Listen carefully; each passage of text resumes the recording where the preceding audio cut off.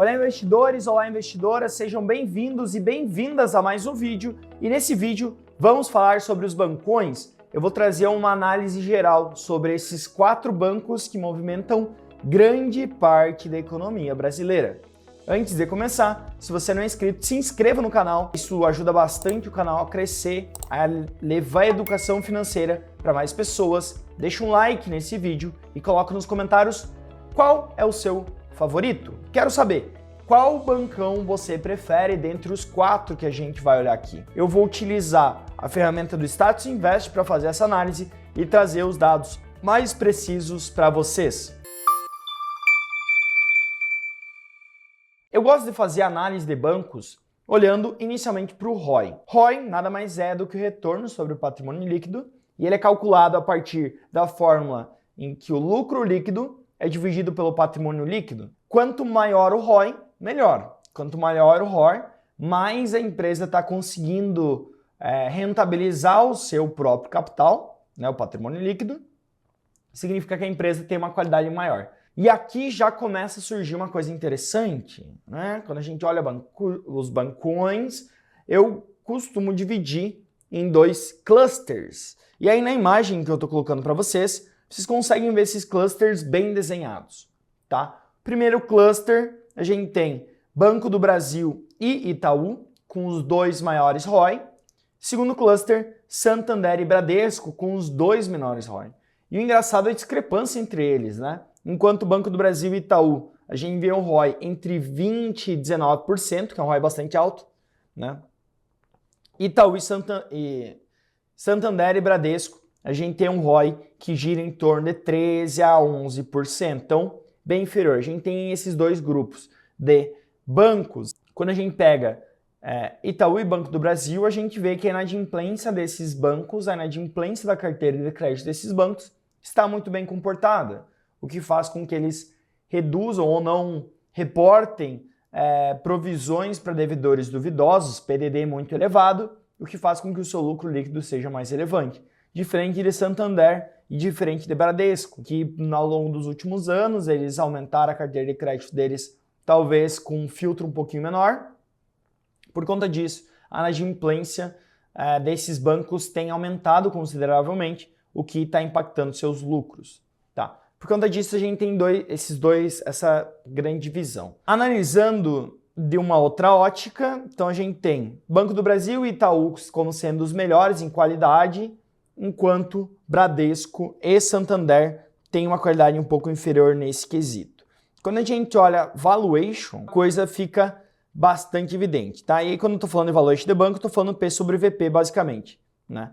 E aí quando a gente olha o valor atual desses indicadores, como vocês podem ver aqui, a gente vê que o mais barato de todos, né, pasmem, é o Banco do Brasil, que é o que tem a maior qualidade, maior ROI. O Banco do Brasil hoje negocia com P sobre VP de 0,78, enquanto o segundo mais descontado é o Santander, 0,98, e o terceiro é o Bradesco, 1,06.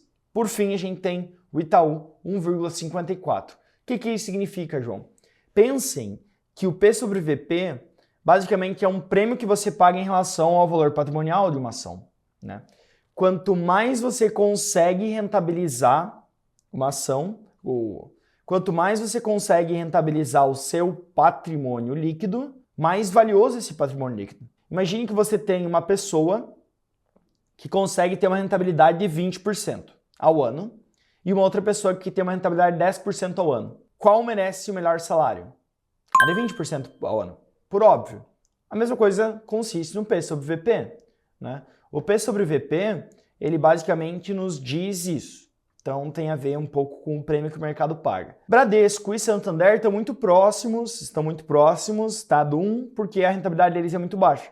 Itaú está mais próximo de 1,5, porque a rentabilidade dele é bem acima dos pares. E o Banco do Brasil, que negocia com múltiplo baixo, tendo uma rentabilidade alta.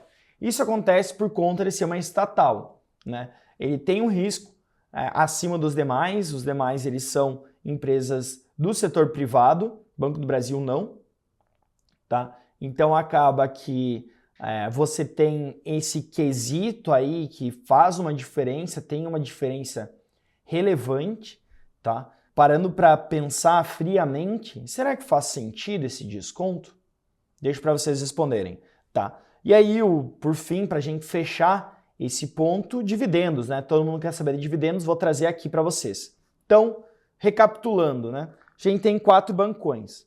Desses 4 bancões, você tem Banco do Brasil e Itaú com uma qualidade muito boa, Santander e Bradesco com uma qualidade inferior aos seus pares. Quando a gente olha preço, Itaú parece estar bastante bem precificado, Bradesco e Santander ok, e o Banco do Brasil bastante abaixo, né, do que seria talvez um valor mais razoável. Quando a gente está olhando, por fim, a questão de dividend yield, que muitas pessoas buscam, e aí eu lembro que dividend yield ele relaciona o preço da ação com o dividendo pago. Então, se uma ação ela custa R$100 e o dividendo que essa ação paga são R$10, né? Você tem que dividir 10 por 100, você teria 10% de yield. O dividend yield do Banco do Brasil, por ser o ativo mais contado e por ter um lucro bastante elevado, é o maior. Nos últimos 12 meses, o dividend yield do Banco do Brasil gira em torno de 8,2%.